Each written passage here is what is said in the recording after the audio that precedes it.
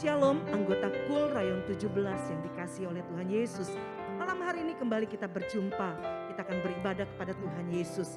Sefanya 3 ayat 7 katakan, Tuhan Allah ada di tengah-tengahmu dan dia bersorak-sorai. Haleluya.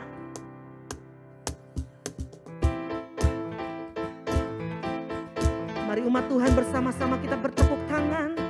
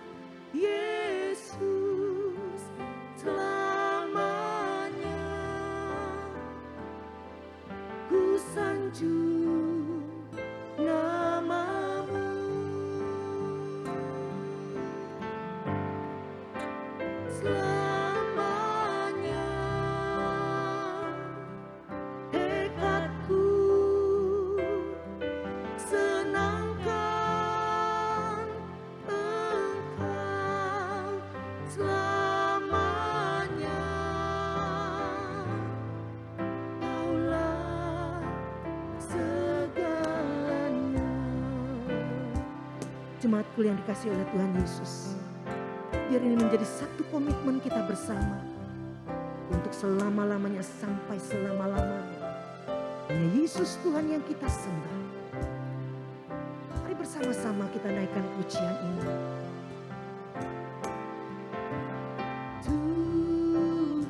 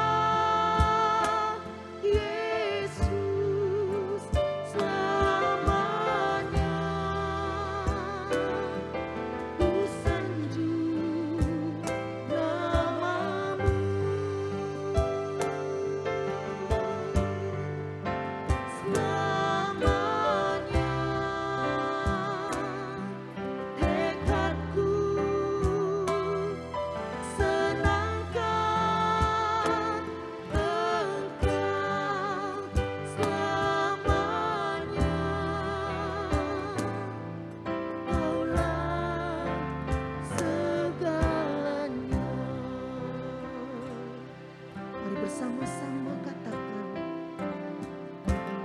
Tuhan, Kaulah segalanya. Dari lubuk hatiku ku mau berkata, amin Tuhan Yesus. Yesus, Kaulah segalanya. Tiada yang dapat melebihi Engkau. Selamanya ku puji,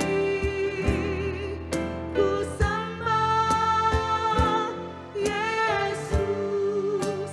Selamanya ku sanjung namamu untuk selamanya.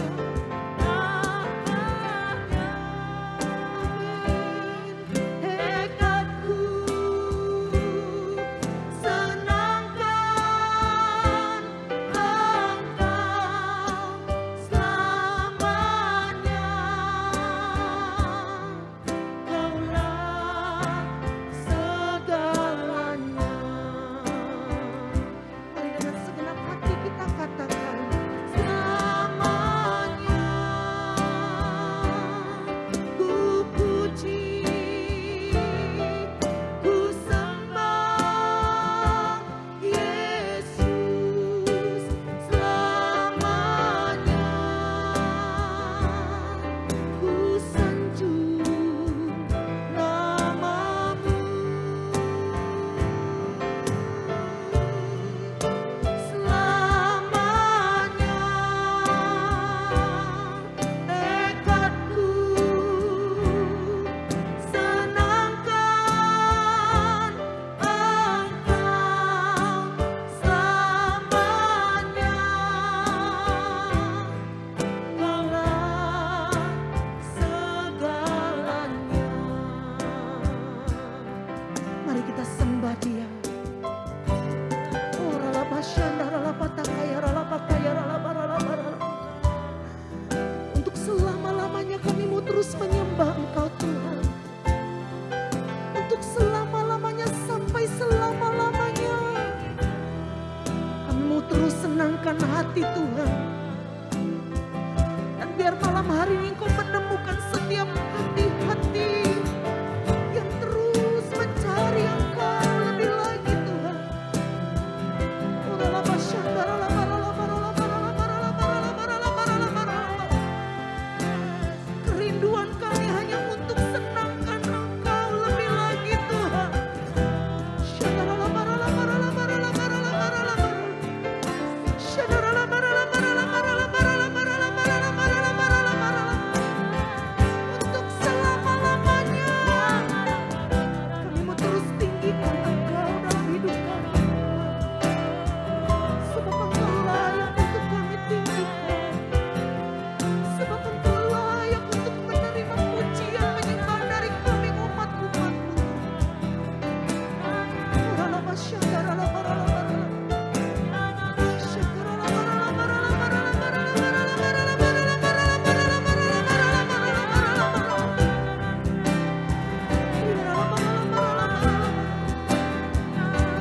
Biar hati kami terus menyembah kepada Engkau malam ini ya Tuhan.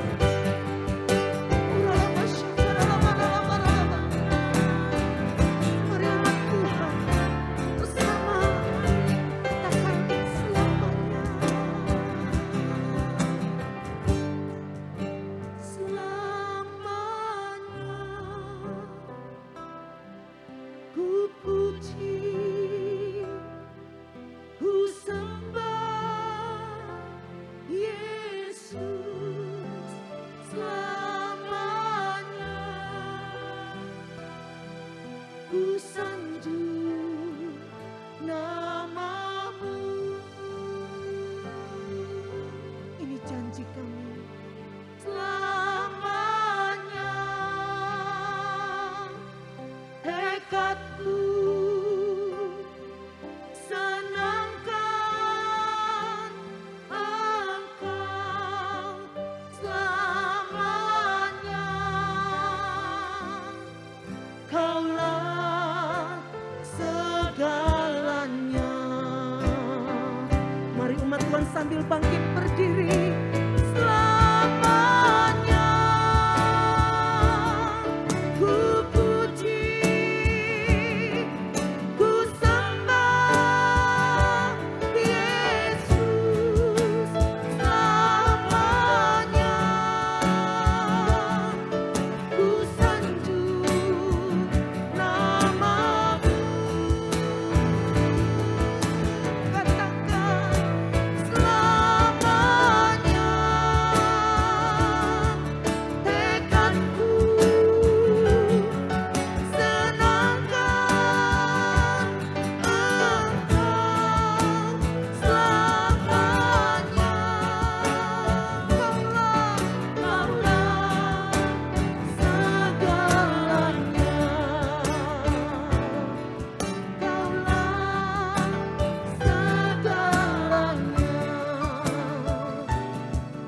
Kaulah segalanya.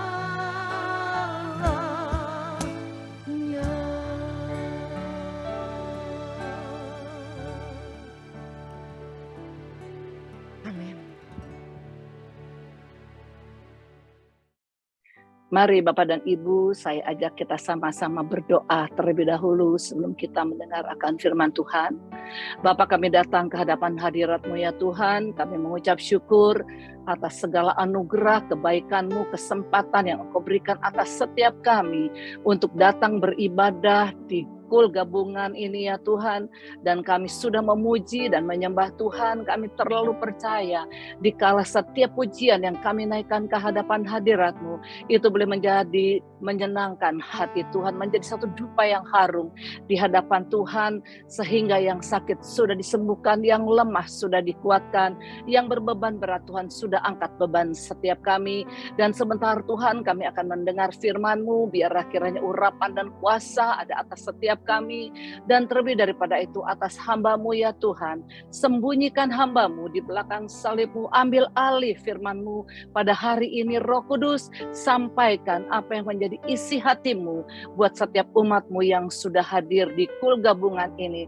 Terima kasih banyak Tuhan, kami mempersiapkan hati kami yang paling terbaik, kami mau buka hati kami lebar-lebar, bahkan kami mau buka pendengaran dan telinga kami untuk menangkap setiap kebenaran firman-Mu. Di dalam nama Yesus, kami sudah berdoa dan mengucap syukur, dan kami akan sambut setiap firman Tuhan, setiap kami yang sudah hadir dan siap untuk mendengar firman Tuhan. Sama-sama kita katakan, amin. Shalom Bapak dan Ibu yang terkasih di dalam Tuhan, khususnya untuk para leader school, dan juga tentunya jemaat Kul dari GBI Rayon 17 Lampung. Salam sejahtera di dalam Tuhan Yesus Kristus. Izinkan saya mengucapkan terima kasih kepada Bapak Hendy Suryana yang sudah mengundang saya untuk sharing di acara Kul gabungan GBI Rayon 17 Lampung ini. Saya mau memperkenalkan diri terlebih dahulu kepada Bapak dan Ibu, saudara dan saudari yang ada di acara Kul gabungan Rayon 17 hari ini. Bapak dan Ibu, perkenalkan saya, nama saya Grace Suhadi. Saya melayani sebagai Kadep Kul CK7 di bawah penggembalaan Bapak Pendeta Dr. Yanto Simko Putra. Dan juga mau menyampaikan salam beliau untuk semua leaders dan jemaat Kul Rayon 17 yang hadir pada hari ini tentunya. Selain sebagai Kadep Kul, saya juga sebagai staf full-timer CK7 yang dipercayakan menjabat sebagai Kayunit Komunitas OTP CK7.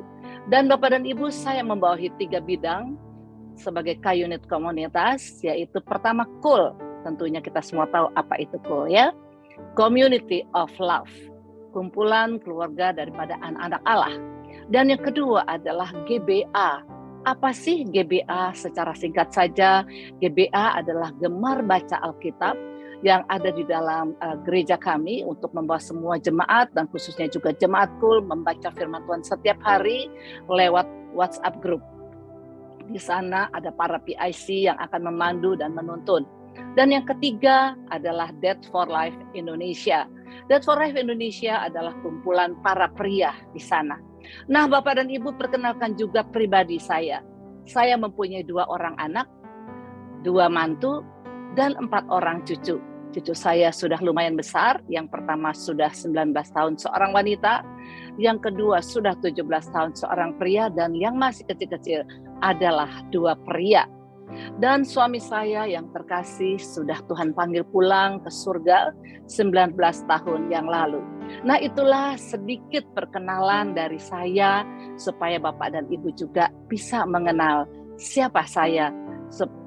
Supaya apa Bapak dan Ibu? Karena kalau tidak kenal tidak akan sayang, ya.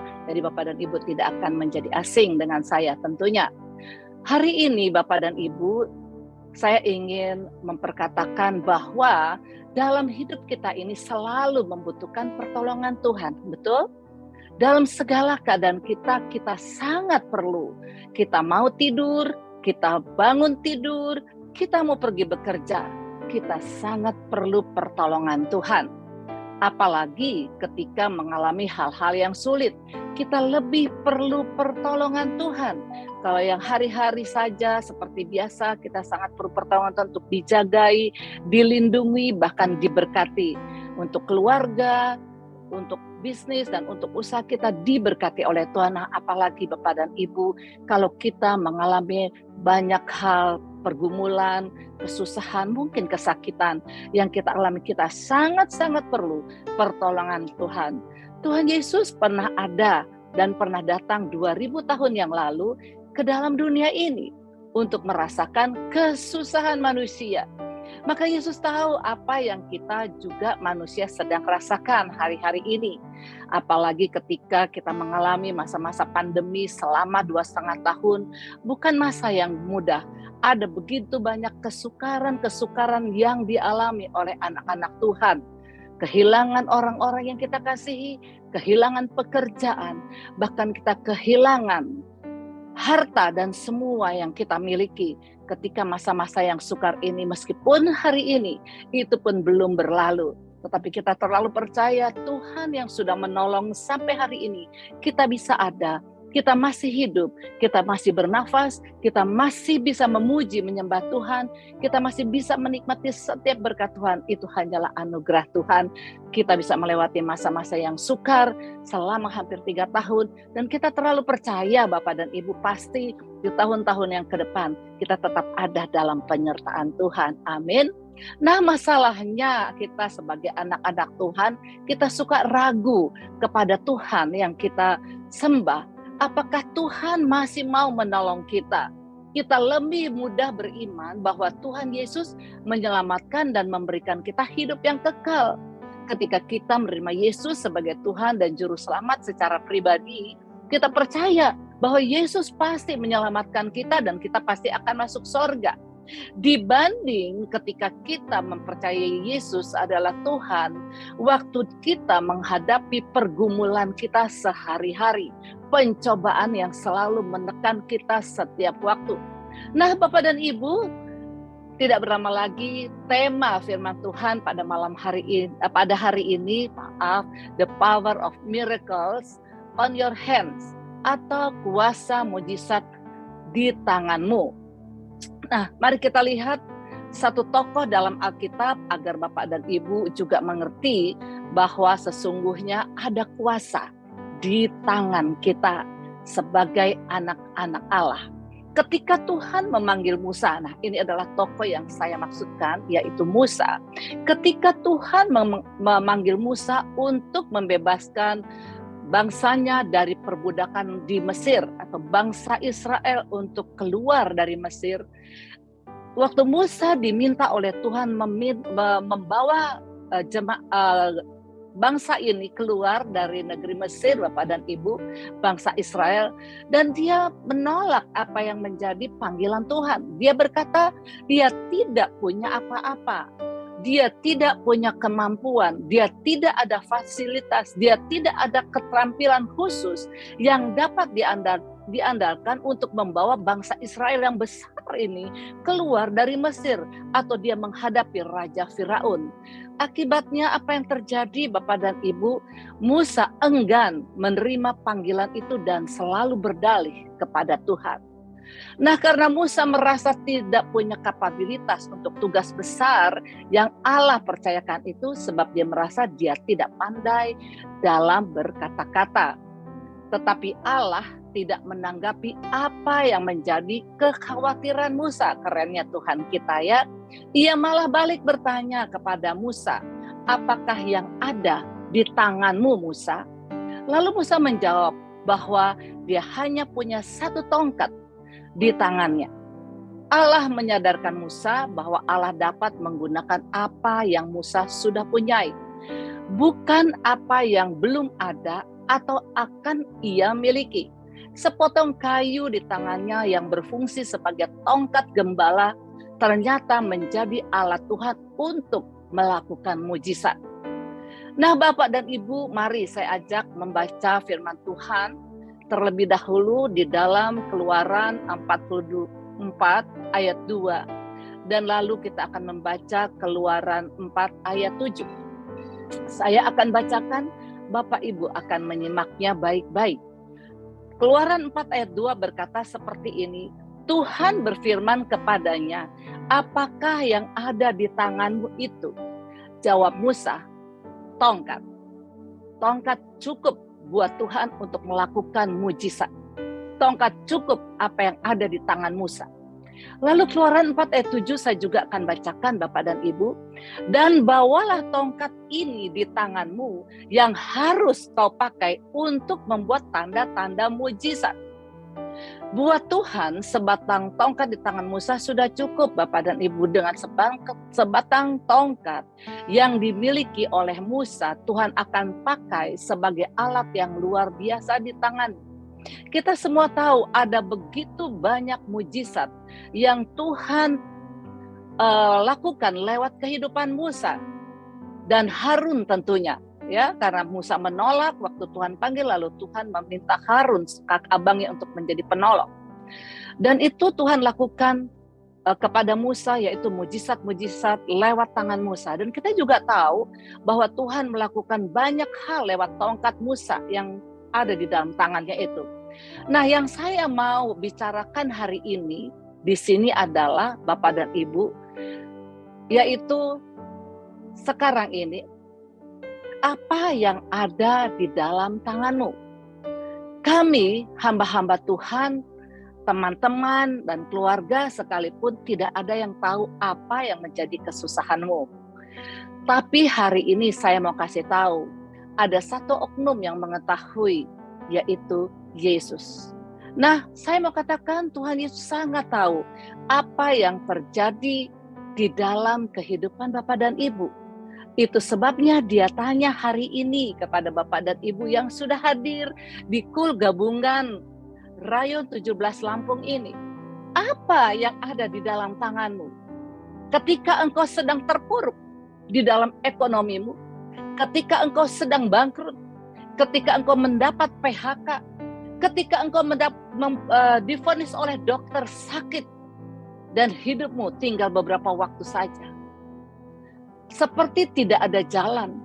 Semua kondisi dan keadaan yang dialami oleh Bapak dan Ibu bagaikan satu tembok tebal yang menutupi dan tidak bisa tertembus. Ketika kita sudah berdoa, ketika kita sudah puasa, sepertinya tidak ada jawaban Bapak dan Ibu.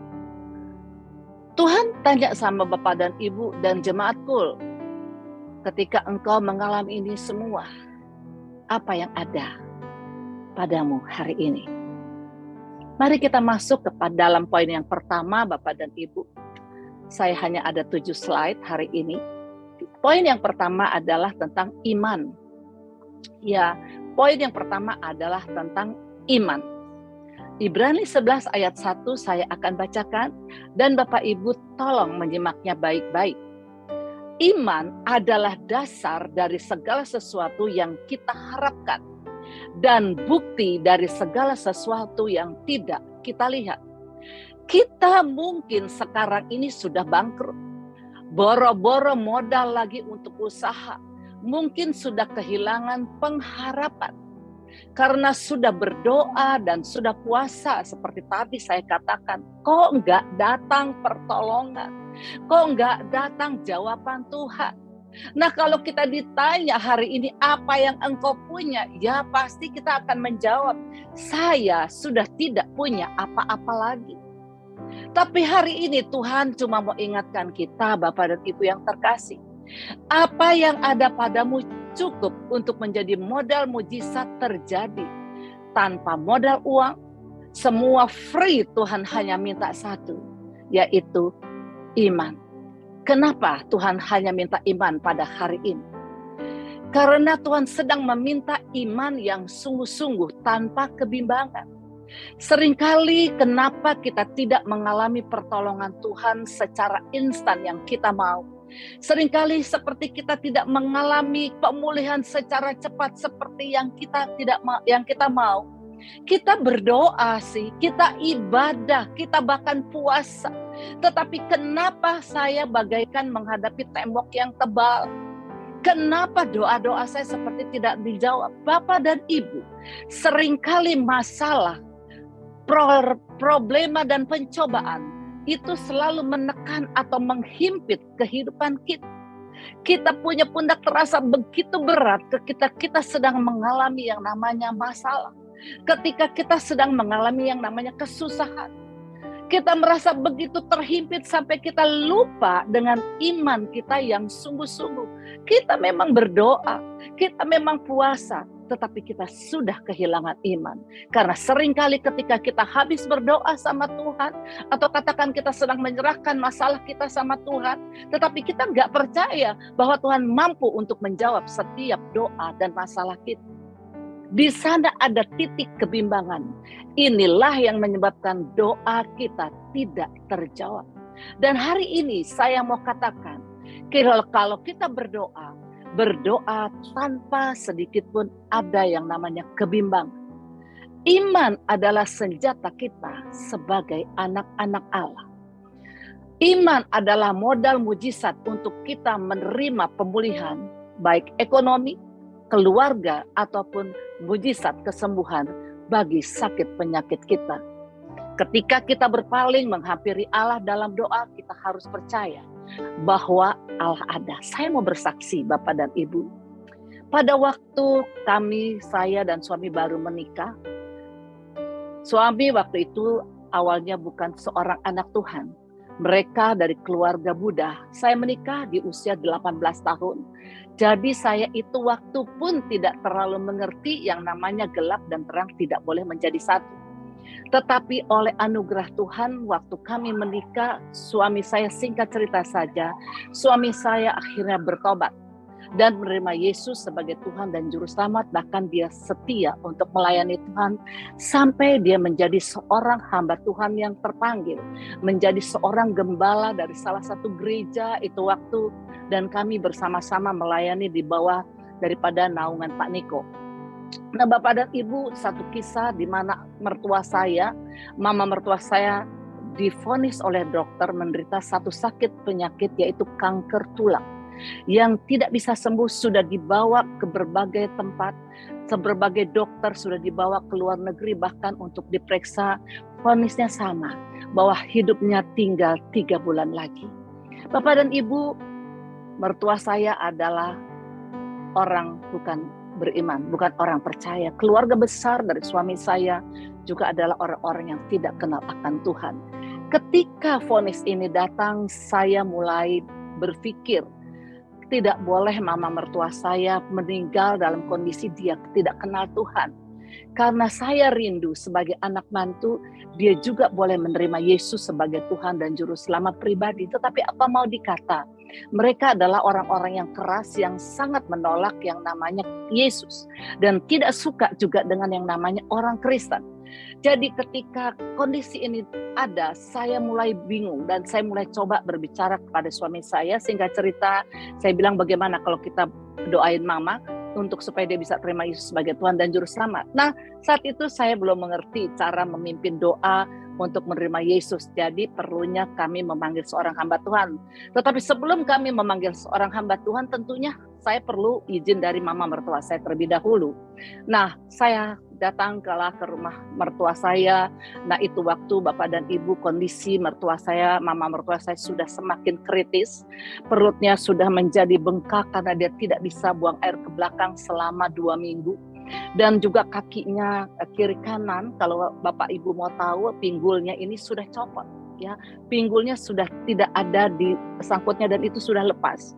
Jadi kakinya kalau diangkat itu kakinya tinggal bergoyang bagaikan boneka Jepang yang kalau Bapak Ibu pernah lihat zaman dahulu di mobil ada boneka yang suka bergoyang seperti tidak ada tulang. Itu kondisi mama mertua saya. Bahkan belakang punggungnya itu sudah mulai menjadi bolong karena dia tidak pernah tidur bergerak ke kiri dan ke kanan, terlalu banyak tidur. Sehingga luka-luka membuat dia punya belakang juga agak bolong. Nah, waktu kondisi seperti ini terjadi, Tuhan berbicara kepada saya untuk membawa dia masuk kenal Yesus. Tapi saya nggak tahu bagaimana caranya. Lalu saya bilang sama suami saya, ayolah kita ke rumah mama. Dan saya datang, singkat cerita Bapak Ibu, saya mulai memijit dia. Dan dengan keadaan kondisi tubuh yang sudah sangat tidak baik. Dan juga masa-masa hidupnya yang sudah tidak lama lagi sesuai dengan waktu yang sudah ditetapkan oleh dokter. Itu waktu. Jadi saya mulai ngomong sama dia sambil saya memijit dia. Saya bilang, maukah mama menerima Tuhan Yesus sebagai juru selamat? Kalau mama sudah susah di dunia sekarang ini, jangan susah lagi nanti di sana. Kalau mama susah di dunia, yang penting mama masuk surga, jangan sampai masuk neraka. Lalu dia bilang apa, Bapak dan Ibu? Dia bilang, iya saya mau. Lalu saya singkat cerita memanggil seorang gembala, yaitu gembala daripada mama kandung saya. Kebetulan dia juga adalah seorang yang aktif ikut satu persekutuan doa, dan saya minta tolong pada mama untuk membawa pendetanya datang berdoa, memimpin supaya mama saya bisa menerima Yesus. Singkat cerita Bapak dan Ibu, lalu gembala yang mama saya undang itu datang ke rumah mertua saya. Hanya beberapa orang, beliau suami dan istri dan 2 pengerja dan juga kami. Nah, di rumah mertua saya itu satu rumah besar di mana setiap anak-anak yang sudah menikah kebanyakan tinggal satu rumah. Hanya saya yang tidak mau tinggal satu rumah itu waktu. Singkat cerita Bapak dan Ibu, pendeta datang, lalu ketika dia masuk, kita pikir dia akan langsung datang berdoa. Tetapi apa yang terjadi? Hari itu dia bilang begini, Grace, saya tidak mau berdoa. Karena di rumah ini banyak berhala. Sebetulnya di rumah itu, di ruang tamu di mana tamu datang, di mana gembala itu datang, tidak ada berhala Bapak dan Ibu. Rumah mertua saya besar dan memang mereka adalah penyembah-penyembah berhala. Yang paling menjadi penyembah berhala yang paling kuat adalah kakak ipar saya, cici ipar saya. Dan di balik tembok daripada ruang tamu di mana kami berada, memang di sana banyak sekali patung berhala, tapi tidak kelihatan di dalam ruang tamu. Dan Bapak Gembala itu bilang dia tidak mau berdoa kalau berhala-berhala itu masih ada dalam rumah ini. Saya bingung itu waktu. Tetapi saya bertekad karena saya mau supaya mama mertua saya menerima Yesus sebagai Tuhan dan Juru Selamat. Saya bilang sama suami saya, tolong beritahu sama Cici bahwa kita perlu membakar patung-patungnya dan supaya pendeta mau berdoa. Suami saya takut. Dia bilang, mana saya berani berbicara seperti itu. Lalu saya diberikan kekuatan oleh Roh Kudus, saya masuk ke kamar mereka semua ada di kamar, para ipar mereka tidak mau keluar ketika mendengar ada pendeta hadir di tengah-tengah mereka. Lalu saya ketuk, Cici pertama punya kamar Bapak dan Ibu dengan kekuatan Roh Kudus tentunya itu waktu pastinya ya. Lalu waktu dia buka pintu dia bilang ada apa? Saya bilang, Cici di luar ada tamu. Iya saya tahu ada pendeta yang mau doa buat mama. Terus sudah selesai doa belum? Saya bilang. Karena dia tidak mau berdoa. Dia bilang dia tidak akan berdoa karena di rumah ini banyak patung berhala. Boleh nggak Cece? Kalau Cece sayang mama, patung-patung yang ada dibakar saja. Nah Bapak dan Ibu perlu ketahui anak-anak ini, cici-cici saya, adik-adik daripada suami saya adalah mereka orang-orang yang sangat mengasihi mamanya. Nah waktu dia dengar itu dia sempat marah, ya sempat nggak senang dengan saya. Tapi saya nggak peduli. Saya tetap tunggu di depan pintu kamarnya. Saya tidak berani masuk ke kamar Bapak dan Ibu karena saya takut kalau saya apa-apain. Nah, Herannya memang kalau waktunya Tuhan, tiba-tiba dia bilang gini, oke, bakar saja kalau memang kalian mau bakar patung-patung saya, asal mama bisa sembuh. Siapa yang berani berjanji kalau mama bisa sembuh? Karena mama saya sudah menderita kanker dan kondisi hidupnya tinggal beberapa waktu saja. Dengan kondisi perut yang sudah membengkak, kaki yang sudah copot, saya saja tidak berani menjanjikan itu. Tapi saya hanya bilang, yang penting sekarang kasih dulu patung-patung itu dan kita akan berdoa. Nah, singkat cerita Bapak dan Ibu, saya bawa keluar semua berhala-berhala itu, ada 175 patung berhala. Lalu dibakar ya oleh pendeta itu, dan itu makan waktu sepanjang hari Bapak dan Ibu. Nah, selesai dibakar, pendeta ini masih tidak mau berdoa. Ketika selesai dia masuk dan dia bilang, masih saya tidak mau berdoa. Saya tanya, Om ada apa lagi? Om tidak mau berdoa. Masih ada jimat-jimat yang tersimpan. Saya lari lagi singkat cerita ke kamar ipar saya pikir tanggung, patung sudah dibakar, kalau cuma tinggal jimat masa dia nggak mau bakar. Lalu saya ketok lagi dan cici ipar saya tanya, apa lagi yang kamu mau? Cece, kata pendeta saya bahwa Cece masih menyimpan jimat-jimat. Bapak dan Ibu, apa yang terjadi? Ketika dia mendengar saya menyebut bahwa pendeta mengetahui dia ada jimat, dia terdiam saat itu. Dia lalu berkata seperti, pendeta kamu keren banget. Pendeta kamu hebat ya, kok dia bisa tahu saya punya jimat? Saya bilang cepat keluarin. Nah, singkat cerita, jimat-jimat ini dikeluarin, lalu saya berikan kepada pendeta dan itu dibakar Bapak dan Ibu. Ketika itu semua sudah selesai, lalu pendeta itu baru dia mau berdoa untuk mama mertua saya. Berdoanya singkat saja Bapak dan Ibu, hanya menyanyi 2 lagu, lalu dia berdoa untuk menuntun mama menerima Yesus sebagai Tuhan dan Juru Selamat. Setelah itu dia pulang. Lalu apa yang terjadi? Enggak ada terjadi apa-apa. Saya cuma mikir gini, ya sudahlah, habislah saya. Ya, tapi yang penting buat saya, mama mertua saya bisa terima Yesus. Nah, Bapak dan Ibu, singkat cerita lagi, pendeta sudah pulang. Tiba-tiba mama mertua saya itu bangkit duduk di sisi tempat tidurnya. Dan dia bilang seperti ini, saya mau pergi ke toilet. Ingat tadi saya sudah bilang 21 hari, dalam 2 minggu dia tidak bisa buang air ke belakang. Buang air besar dan buang air besar dia tidak bisa. Sehingga perutnya buncit. Waktu dia duduk pun saya masih nggak ingat bahwa dia nggak mungkin duduk. Biasanya dia harus digendong karena kan kakinya sudah copot. Nggak mungkin dia bisa duduk. Tetapi saat itu kami lihat dia bisa duduk. Dan tiba-tiba dia berdiri, dia bilang kasih saya sendal. Lalu saya bilang sama suami saya, kasih mama sendal. Lalu pegang dia mau ke belakang. Nah, begitu suami saya pegang dan saya bisa melihat betapa kakinya sudah pulih dan utuh kembali, dia bisa melangkah Bapak dan Ibu. Lalu dia pergi ke kamar mandi, singkat cerita lagi, dan semua yang tidak bisa keluar itu terkuras. Begitu dia keluar dari kamar mandi semua sudah kempes. Dan yang paling ajaib adalah bahwa dia sudah bisa berjalan dan penyakit kansernya menjadi sembuh. Sejak hari itu seluruh keluarga besar dari suami saya, suaminya, papa mertua saya, anak-anak mantu semua lalu menerima Yesus sebagai Tuhan dan Juru Selamat secara pribadi. Kita punya Tuhan yang hebat. Kita punya Tuhan yang besar. Kalau keluarga saya Tuhan tolong, Tuhan selamatkan jiwa mereka, bahkan sakit penyakit yang sudah ditetapkan bahkan divonis untuk tidak lama lagi hidup bisa disembuhkan. Saya percaya masalah pergumulan daripada Bapak dan Ibu pun Tuhan sanggup untuk menyelesaikannya. Yakobus 1 ayat 6-7 berkata, sebab orang bimbang jangan mengira dia akan menerima sesuatu dari Tuhan, sebab Tuhan memberi upah buat orang yang sungguh-sungguh mencari Dia. Ketika kita sungguh-sungguh, ketika kita percaya dengan iman, meskipun iman kita hanya sebesar biji sesawi saja, maka kita dapat menerima setiap mujizat Allah bekerja dalam kehidupan kita. Bapak dan Ibu, itulah kesaksian daripada keluarga saya. Nah, yang kedua, bagaimana caranya untuk menerima kuasa itu? Yang kedua, untuk menerima kuasa itu, Bapak dan Ibu, yaitu kita akan baca di dalam 1 Korintus 4 ayat 20. Saya akan bacakan ya. 1 Korintus 4 ayat 20. Kalau ada Alkitab di tangan Bapak dan Ibu bisa membukanya, dan kita akan membaca sama-sama. Tentunya saya membacakan untuk Bapak dan Ibu. 1 Korintus 4 ayat 20 berkata, sebab kerajaan Allah bukan terdiri dari perkataan tetapi dari kuasa. Sebab kerajaan Allah bukan terdiri dari perkataan saja tetapi dari kuasa. Itu poin 2. Ya, banyak orang Kristen yang nggak pernah menyadari kalau sebenarnya saat mereka sudah menerima Yesus sebagai Tuhan dan Juru Selamat, mereka secara otomatis sudah diberi kuasa. Kuasa itu diwariskan langsung dari Allah sendiri. Ketika kita sudah menjadi anak-anak raja di atas segala raja, dianugerahi keselamatan, kita otomatis menerima kuasa daripada raja di atas segala raja itu.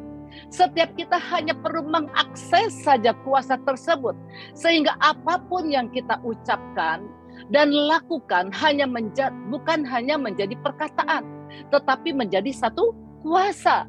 Ketika kita berkata, sakit saya menjadi sembuh, maka itu akan menjadi sembuh. Masalah saya akan dipulihkan, pasti itu akan dipulihkan. Bapak Ibu bisa lakukan itu dan percaya. Karena itu kita tidak seharusnya berpikir kalau kita adalah orang-orang yang lemah, yang tidak mampu. Tetapi kita adalah anak-anak Allah yang mempunyai kuasa dan pasti juga mempunyai kemampuan. Nah, Bapak dan Ibu, bagaimana sih supaya saya bisa menerima kuasa itu?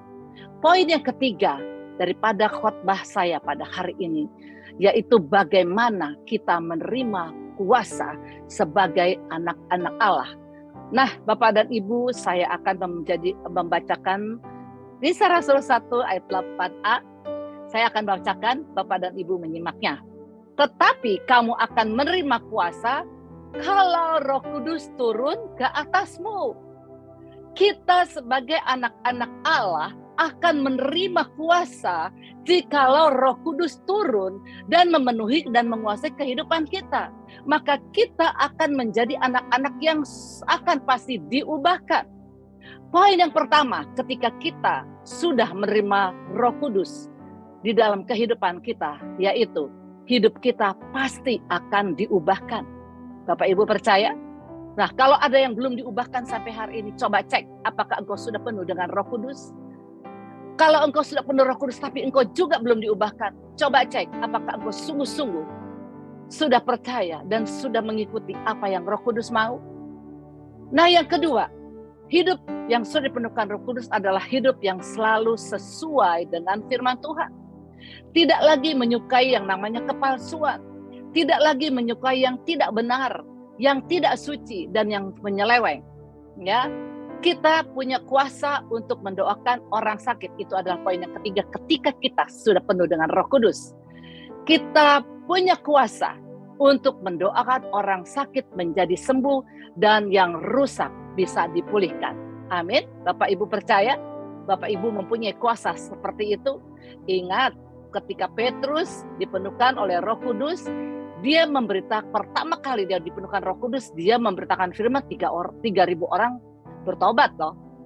Dan waktu dia mendoakan orang sakit pun menjadi sembuh. Masih ingat akan cerita daripada Petrus?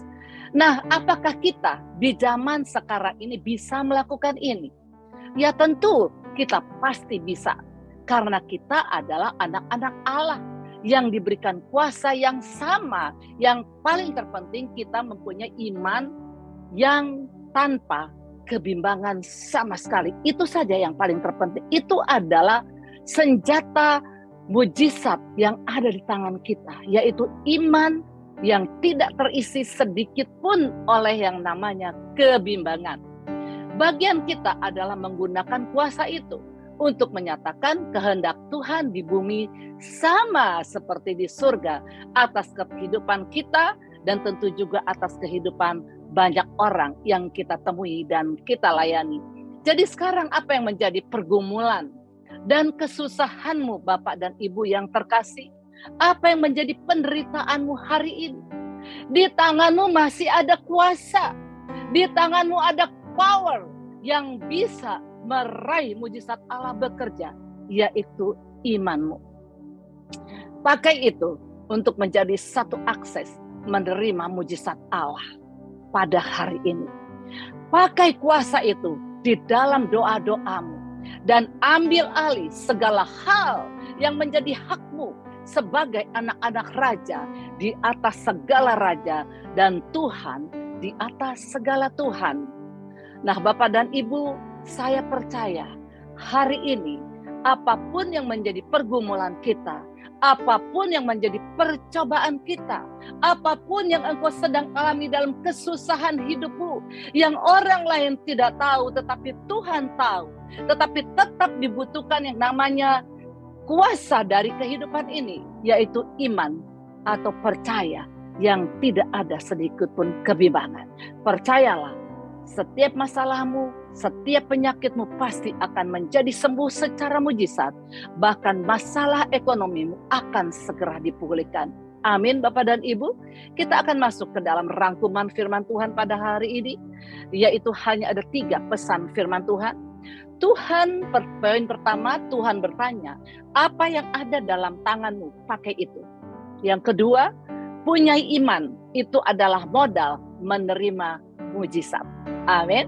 Yang ketiga, penuh dengan Roh Kudus, engkau akan mendapat kuasa. Nah, bagi yang belum penuh dengan Roh Kudus, minta kepada Tuhan yang memberikan Roh Kudus dengan cuma-cuma. Hari ini minta kepada Tuhan supaya engkau diberikan kekuatan dan engkau mempunyai kuasa untuk mengambil mujizat yang Allah sebetulnya sudah siapkan buat kita semua. Bapak dan Ibu, firman Tuhan sampai di sini. Mari saya mau ajak kita semua berdoa. Jikalau ada di dalam ruangan Zoom ini dari jemaatku yang hari ini ada, yang mengalami pergumulan, yang mengalami sakit penyakit, yang mengalami kesusahan ekonomi, PHK, yang belum dapat pekerjaan dan sebagainya, Bapak dan Ibu, atau masalah dalam keluargamu. Saya mau berdoa untuk Bapak dan Ibu sekalian. Bapak dan Ibu, waktu saya berdoa, tolong taruh tanganmu di dadamu, dan kita akan pakai iman kita, senjata kita, untuk kita meraih kuasa dan mujizat Allah. Mari kita berdoa, Bapak dan Ibu. Bapa, hamba-Mu sudah selesai berkata-kata, dan hari ini waktunya Engkau bekerja, ya Allah Roh Kudus. Lakukan sesuatu yang ajaib dalam kehidupan umat-Mu yang sudah ada dan sudah hadir di dalam KUL gabungan Rayon 17 Lampung ini, Tuhan. Engkau sangat mengerti, Engkau sangat tahu apa yang menjadi keadaan umat-Mu hari ini. Tuhan, mereka yang sudah menaruh tangan mereka di dada, yang sedang mengalami pergumulan ekonomi mereka, dalam kebangkrutan, dalam kesusahan, saat ini juga aku berdoa di dalam nama Yesus, setiap usaha pekerjaan umat-Mu dipulihkan kembali. Tuhan, buat mereka yang menaruh tangan mereka di dada, yang dalam kondisi yang sakit, yang sudah berdoa dan belum sembuh-sembuh, saat ini Tuhan, hamba minta anugerah, hamba minta kesempatan, hamba minta kemurahan-Mu malam ini, hari ini Tuhan. Di dalam nama Yesus, aku lepaskan kuasa bilur-bilur Yesus, menyembuhkan mereka anak-anak-Mu yang sedang mengalami kesakitan, sembuh di dalam nama Yesus. Tuhan, terima kasih. Hamba percaya Tuhan, kuasa-Mu sudah bekerja di dalam setiap kehidupan anak-anak-Mu yang sudah berdoa tanpa kebimbangan sedikit pun. Dan bagi mereka yang hari-hari ini sudah mengalami kebimbangan, kekecewaan, Tuhan, kembalikan iman mereka. Roh Kudus mampukan mereka. Dan jikalau ada anak-anak-Mu yang sudah belum penuh dengan kuasa Roh Kudus, Tuhan, Engkau berjanji, Engkau memberikan dengan cuma-cuma kuasa Roh Kudus-Mu. Penuhi umat-Mu yang belum penuh dengan Roh Kudus, dipenuhkan di dalam nama Yesus. Terima kasih banyak Tuhan untuk hari ini. Terima kasih untuk setiap mujizat yang kami sudah raih daripada Tuhan. Dan hamba berdoa untuk KUL Rayon 17 Lampung ini, Tuhan. Berkati seluruh gembala KUL, berkati seluruh umat-umat KUL yang ada, berkati seluruh korwil dan penilik, berkati juga kabit-kabit KUL yang ada, berkati kadep KUL yang ada di Rayon 17 ini, Tuhan. Berkati semua mereka, Tuhan. Pakai mereka untuk memperlebar kerajaan Allah di dunia, di Lampung ini, Tuhan. Biar kiranya Engkau pakai mereka untuk membawa lagi banyak jiwa-jiwa. Umat-Mu datang ke dalam KUL-KUL yang ada, bertumbuh, berbuah untuk hormat dan kemuliaan nama-Mu. Berkati para hamba-hamba Tuhan, berkati juga gembala rayon daripada Rayon 17, berkati juga Hendy dan keluarga besar mereka, ya Tuhan. Dan hamba percaya Engkau memberkati seluruh hamba-hambamu yang sudah melayani hari ini. Kami semua sudah menerima mujizat Allah, dan mari semua yang sudah diberkati dan menerima mujizat sama-sama kita katakan amin. Tuhan Yesus memberkati Bapak dan Ibu. Haleluya. Amin. Bapak Ibu yang dikasihi Tuhan, sebentar kita akan memberikan persembahan. Persembahan bisa diberikan melalui 3 cara.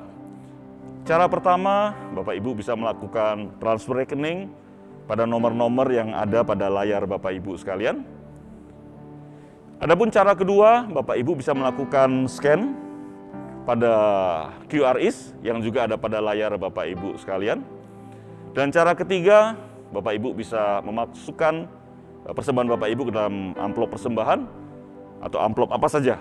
Dan kemudian kalau Bapak Ibu sempat melewati gereja Bethel Indonesia Malayati, Bapak Ibu bisa mampir sebentar di ruang pembicara, ada kotak persembahan, dan Bapak Ibu bisa memasukkan persembahan tersebut ke dalam kotak itu. Mari kita siapkan yang terbaik, yang mau transfer, yang mau scan, yang masukkan persembahan. Mari saya ajak kita sama-sama berdoa untuk persembahan kita. Kita berikan yang terbaik untuk Tuhan Yesus. Sekali lagi kita berdoa. Kita angkat persembahan di tangan kanan kita. Dan kita berdoa. Bapa, terima kasih untuk hari-hari yang sudah kami lewati. Kalau hari ini kami ada sebagaimana kami ada, itu karena Tuhan terus menyertai kami. Itu karena Tuhan terus sabar sama kami. Itu karena Tuhan terus berupaya supaya kami menjadi semakin hari, semakin serupa dengan Kristus. Oleh sebab itu kami mengucap syukur. Dan di tangan kami ada persembahan. Bapak berkati persembahan kami, supaya melalui persembahan ini, nama-Mu boleh dipermuliakan, kerajaan-Mu boleh dibangun di atas bumi ini. Berkati persembahan kami. Di dalam nama Tuhan Yesus, kami sudah berdoa dan mengucap syukur. Amin. Dan tibalah saatnya kita akan mengakhiri ibadah Gul online kita. Saya undang Bapak Ibu untuk bangkit berdiri. Kalau di kanan kirimu ada anak-anakmu, ada istrimu, ada suamimu, bahkan ada orang tuamu, gandeng mereka. Yuk, bangkit berdiri, gandeng mereka. Angkatlah kedua tanganmu, arahkan hatimu kepada Dia, dan mari dengan iman terimalah berkat Tuhan. Kiranya berkat sukacita dan damai sejahtera yang berlimpah-limpah dari Allah Bapa, cinta kasih dan perlindungan yang sempurna dari Tuhan Yesus Kristus, hikmat dan penghiburan dari Roh Kudus, kiranya menyertai kita sekalian, mulai malam ini sampai Maranatha, bahkan kekal sampai selama-lamanya. Mari dengan penuh iman percaya, sama-sama kita katakan, amin. Tuhan Yesus berkati Bapak Ibu sekalian.